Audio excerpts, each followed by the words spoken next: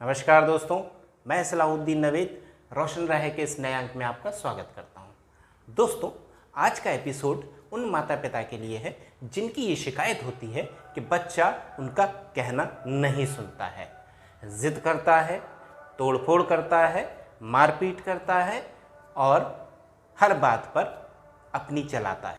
माता पिता जब ये शिकायत करते हैं कि वो बच्चों के व्यवहार से परेशान हैं, तब अक्सर ये सवाल उठता है, क्या व्यवहार सुधार के लिए कोई कोशिश की गई है? क्या कोई स्टेप उठाया गया है जब बच्चे की थेरेपीज कराई गई थी या अभी? अगर नहीं तो फिर बच्चे का व्यवहार कैसे ठीक होगा? और व्यवहार में समस्या ऑटिज्म का एक प्रमुख हिस्सा है, या हम ये कहें कि डेवलपमेंटल डिसऑर्डर का एक अहम हिस्सा है। आज हम बात करेंगे व्यवहार कैसे किया जाए ताकि बच्चा हमसे अच्छा व्यवहार सीख सके। अब यहाँ पे सीख सके का आशय ये नहीं है कि हमें करके दिखाना है, बल्कि हमें उसके साथ ऐसा व्यवहार करना है कि जिससे उसका बिहेवियर यानी व्यवहार प्रॉपर हो सके। प्रॉपर हो सके मतलब उसको गाइड करना है, उसको सपोर्ट करना है, उसको ट्रेंड करना है, जिससे उसे सही और गलत बिहेवियर की पहचान हो सके। दोस्तों, अगर आपने अभी तक हमारा चैनल सब्सक्राइब नहीं किया है तो कृपया सब्सक्राइब करें, लाइक करें, शेयर करें ताकि हम हर उस फैमिली तक पहुंच सकें जिसको हमारी ज़रूरत हो सकती है। दोस्तों, हमारे हर नए वीडियो का नोटिफिकेशन पाने के लिए बेल आइकन को ऑल पर प्रेस करें। दोस्तों, आइए शुरू करते हैं आज का एपिसोड। तो दोस्तों, यहाँ पर शुरू करने से पहले एक बेसिक चीज़ मैं आपको बता दूँ कि हम बच्चे से जब भी कोई व्यवहार करें हमेशा कॉन्फिडेंस के साथ बात करें। हमारे बातचीत में कॉन्फिडेंस दिखना चाहिए, हमारे व्यवहार में, हमारे बिहेवियर में कॉन्फिडेंस शो होना चाहिए। अगर हम विदाउट कॉन्फिडेंस बात करेंगे तो ये मान के चलिए कि आप कामयाब नहीं होंगे। इसलिए आप कॉन्फिडेंस के साथ बात करें, आत्मविश्वास के साथ बात करें और उसमें इन बिंदुओं को ध्यान में रखें। दोस्तों, व्यवहार का मकसद है कि हमारी ऐसी छवि बने, ऐसी इमेज बने जिससे बच्चा हमारी बात को आसानी से सुने, समझे और फॉलो करे। अगर बच्चा हमको सुनेगा, समझेगा, फॉलो करेगा तो हमें आसानी से उसको चीज़ें सिखाने में मदद मिलेगी। हम आसानी से उसको चीज़ें सिखा पाएंगे, उसको काम करा पाएंगे और वो सही दिशा में, सही डायरेक्शन में डेवलप हो पाएगा। और इसके लिए ज़रूरी है कि हम कुछ पॉइंट्स का ध्यान रखें। तो पहला पॉइंट्स है, एक बार में एक ही व्यक्ति बात करे। यानी कि अगर मुझे अपनी इमेज बनानी है तो मैं ये ध्यान रखूँगा कि जब कोई और नहीं बोल रहा होगा तब मैं बोलूँगा। कैसे बोलूँगा, इसके लिए आप पिछले एपिसोड को देख सकते हैं जिसका लिंक आई बटन में दिया गया है। दोस्तों, जब मैं अकेला बोलता हूँ तो सबका ध्यान मेरी तरफ होता है, बच्चे का ध्यान भी मेरी तरफ होगा तो वो मुझे सुन पाएगा, समझ पाएगा। और अगर वो आई कांटेक्ट के साथ सुनेगा, समझेगा तो बेहतरीन रिजल्ट्स मिल सकते हैं। तो यहाँ पर ज़रूरी है कि एक बार में एक ही व्यक्ति बात करे। यानी कि जब मैं बात करूँगा तो कोई और बात नहीं करेगा, जब कोई और बात कर रहा होगा मैं बात नहीं करूँगा। ये नियम बना लीजिए। दूसरा नियम, आप जब जो कहें वही करें। यानी कि हमने जो कह दिया हम वही करेंगे, उसके आगे पीछे, ऊपर नीचे, दाएं बाएं कुछ नहीं सोचेंगे। जब हम ऐसा करेंगे तो हमारी इमेज बच्चे के दिमाग में बनेगी और उसका फ़ायदा हमको मिलेगा। बट सीधी सी बात है कि जब जो कहें वही करें। तीसरा बिंदु है, जैसा कहें वैसा करें। अब यहाँ पर अक्सर गलती होती है कि हम कहते हैं कि हम तुम्हें चॉकलेट दिलाएंगे, तुम ये कर दो, वो कर दो, ऐसा कर दो, वैसा कर दो, हम तुम्हें चॉकलेट दिलाएंगे। और हम चॉकलेट नहीं दिलाते हैं या उतनी दिला देते हैं जितनी की ज़रूरत नहीं थी। दोनों ही स्थिति में गलत है। हमने जैसा कहा है वैसा ही करेंगे। अगर हमने कहा है कि हम तुम्हें एक चॉकलेट दिलाएंगे तो हम एक ही दिलाएंगे। अगर हमने कहा है कि हम तुम्हें सुबह दिलाएंगे तो सुबह ही दिलाएंगे। अगर हमने कहा है कि रात को दिलाएंगे तो रात को ही दिलाएंगे। उसके पहले उस बच्चे को वो चीज़ नहीं मिलेगी, भले ही वो सामने रखी हो, फ्रिज में रखी हो, घर में रखी हो, पर नहीं मिलेगी। वो रोए गाए चिल्लाए सिर पटके कुछ भी करे, वो चीज़ नहीं मिलेगी। यहाँ पर बड़ा क्लियर है कि अगर हमने जो कहा है वो हम करेंगे, अन्यथा हम कहेंगे ही नहीं। हम कहेंगे ही नहीं, कुछ भी नहीं कहेंगे, चुपचाप देखेंगे, रहेंगे। और इसलिए ज़रूरी है कि हम बोलने से पहले सोच लें कि हम क्या कह सकते हैं, कितना कह सकते हैं, कब कह सकते हैं, कैसे कह सकते हैं। यानी कि अगर हम कोई प्रोत्साहन प्लान कर रहे हैं, कोई रिवार्ड प्लान कर रहे हैं, कोई रीइंफोर्समेंट प्लान कर रहे हैं, तो ये ज़रूरी है कि हम ये सोच लें कि हमें क्या कहना है, कब कहना है, कैसे कहना है, कितना कहना है।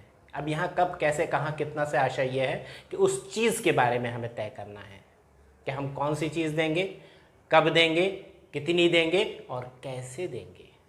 अगर ये हम सब सोच समझ लेंगे तो आसानी होगी, हमको भी बच्चे को भी, हमें भी क्लियरिटी होगी, बच्चे को भी क्लियरिटी होगी।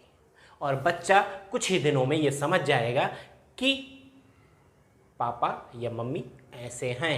उन्होंने बोल दिया नो मीन्स नो, उन्होंने बोला है रात में देंगे तो रात में ही मिलेगी। सो कोई फ़ायदा नहीं अभी टेंट्रम्स दिखाने का। यहाँ पर बच्चे के ब्रेन में, उसके मन में जैसी इमेज आपकी बनेगी वो आपको वैसा ही ट्रीट करेगा। सो यहाँ पे सीधा मैसेज है कि अपनी इमेज को ऐसा बनाइए कि वो अच्छी इमेज कहलाए, यानी कि ऐसी इमेज जिससे बच्चा काम करे। फोर्थ पॉइंट है, पूरा परिवार, पूरी फैमिली एक जैसा बिहेव करेगी। यानी कि 2 लोग हों या 4 लोग हों, एक जैसा बिहेव करेंगे। ये इसलिए ज़रूरी है कि बच्चे पे जब अच्छे काम का कोई प्रेशर बनाती है माँ, तो बच्चा भाग के पापा के पास चला जाता है। पापा प्रेशर बनाते हैं तो दादी के पास चला जाता है, दादी प्रेशर बनाती हैं तो चाचा के पास चला जाता है। यानी परिवार में कहीं ना कहीं कोई ना कोई सदस्य ऐसा होता है जो उसको मदद करता है परिस्थिति से भागने में, और इनडायरेक्टली वो मदद करता है बच्चे को गलत दिशा में जोड़ने में, बच्चे को सही डेवलपमेंट के रास्ते से वो हटा देता है। और ये प्यार नहीं है, ये प्यार नहीं है। क्यों? क्योंकि आप बच्चे के भले की बात नहीं कर रहे हो। अगर आप बच्चे का भला चाहते हो तो जैसा पूरा परिवार कह रहा है वैसा ही करना चाहिए। आप चाहे माँ हो, पापा हो, दादी हो या दादा हो या बड़ी मम्मी बड़े पापा हो, आप जो भी हैं, अगर बच्चे की ज़रूरत के हिसाब से बिहेव नहीं कर रहे हैं तो आप गलत कर रहे हैं, और ये आपको जान लेना चाहिए कि आप बच्चे का नुकसान कर रहे हैं। 5वां बिंदु है कि हम बच्चे के साथ जब कंडीशन लगाते हैं, कोई भी कंडीशन हम क्रिएट करते हैं, तो हम ये तय कर लेते हैं कि ये होने पर ही ये होगा। फॉर एग्ज़ाम्पल, हमने कहा कि जब तुम ये रोटी फिनिश कर लोगे तभी उठ पाओगे, या तुम ये खाना फिनिश करोगे तभी उठ सकते हो, तभी हम तुम्हें बाहर जाने देंगे। अब माँ द्वारा लगाई इस कंडीशन का, इस परिस्थिति का कोई और विरोध नहीं करेगा। ये नियम होना चाहिए फैमिली में। माँ के अलावा उस कंडीशन को कोई हटा नहीं सकता, कोई रिलैक्स नहीं कर सकता, कोई कम नहीं कर सकता। ये राइट, ये अधिकार सिर्फ माँ का है कि वो उस कंडीशन को हटाए, कम करे या रिलैक्स करे। यहाँ पर दोस्तों अक्सर देखने में आता है कि माँ के ऊपर पापा, पापा के ऊपर दादा दादी, दादा दादी के ऊपर चाचा चाची, कोई ना कोई इंटरफेयर करने के लिए तैयार खड़ा होता है कि नहीं, बच्चे को करने दो, बच्चे को करने दो, छोटा है, ना समझ है, बड़ा होगा सीख जाएगा। दोस्तों, जब बच्चे को कोई डेवलपमेंटल डिसऑर्डर होता है तो इसकी कोई उम्मीद नहीं होती कि वो बड़ा होकर सीख जाएगा। वो सीखता तभी है जब उसको सीख मिलती है, और जब तक सीख नहीं मिलती तब तक वो सीखता नहीं है। दोस्तों, 6ठा पॉइंट है, हमें बच्चे के सामने वाद विवाद यानी आरोप प्रत्यारोप, एक दूसरे पर इल्ज़ाम लगाना, आपकी वजह से है, आपकी वजह से है, आपने गलत डील किया, आपने सही नहीं किया, आपने ऐसा किया। माता पिता या परिवार के सारे लोग एक दूसरे पे आरोप लगाते हैं। दोस्तों, माँ पर आरोप लगाना आसान है, लेकिन माँ की स्थिति ये होती है कि उसको पूरा घर संभालना होता है। इस कंडीशन में आरोप लगाने के बजाय अगर आप उसकी मदद करेंगे तो आसानी होगी। आप उसकी जिम्मेदारियां बांट लें, कैसे करना है ये आप करके दिखा दें तो शायद आसानी होगी, काम भी बढ़ जाएगा और वह काम भी अच्छे से हो जाएगा। तो यहाँ पर बच्चे के सामने एक दूसरे पे आरोप प्रत्यारोप नहीं लगाना चाहिए, लड़ना नहीं चाहिए। इसका सबसे बड़ा नुकसान ये होता है कि आपका ध्यान बच्चे से हटकर दूसरी तरफ चला जाता है। आपका ध्यान बच्चे पर ना रहकर आपसी लड़ाई में चला जाता है और बच्चा इसका फायदा उठाता है। वो मनमर्जी करता है, अपनी मर्जी से काम करता है और सीखने का मौका छूट जाता है सिर्फ इस लड़ाई में कि कौन सही है। तो यहाँ पर बेहतर ये होगा कि जो काम कराता है, जो कर रहा है, उससे डिस्कस किया जाए, लड़ा ना जाए। उसको समझाया जाए कि क्या इसका और कोई दूसरा तरीका हो सकता है, अगर हाँ तो वो तरीका इस्तेमाल किया जाए। क्यों? क्योंकि बच्चे का बुरा कोई नहीं चाहता, बच्चे को नुकसान होने देना कोई नहीं चाहता। तो जो भी है वो सीखने की कोशिश कर सकता है कि सही क्या है, और जब वो सीख लेगा तो उसको फ़ायदा होगा। 7वां पॉइंट है, बच्चे पर दया नहीं करनी चाहिए। दोस्तों, यहाँ पर मैं पूरी जिम्मेदारी से कहता हूँ कि दया जो होती है कई बार दुख का कारण बनती है। और जहाँ बच्चे को कोई डेवलपमेंटल इश्यू होता है, ऑटिज्म या कोई और, तो चूंकि बच्चा नहीं जानता है कि उसके साथ क्या हो रहा है, तो वो विरोध करता है। वो नहीं समझता अच्छा बुरा क्या है, सही गलत क्या है। और हम अगर उसके साथ कुछ कर रहे हैं तो हम अत्याचार नहीं कर रहे हैं। अगर हम उसको कोई चीज़ सिखा रहे हैं तो गलत नहीं कर रहे हैं। और अगर वो रो रहा है तो एक सृजन प्रक्रिया यानी एक निर्माण का, एक डेवलपमेंट का प्रोसेस है जिसमें उसे तकलीफ से गुजरना होगा। आप कोई भी काम देख लीजिए, बच्चा जब चलना सीखता है तो गिरता है, साइकिल चलाना सीखता है तो गिरता है तो चोटें लगती हैं, दौड़ना सीखता है तो गिरता है तो चोटें लगती हैं। कोई भी काम ऐसा नहीं है जिसमें रिस्क ना हो, लगभग सारे काम ऐसे हैं।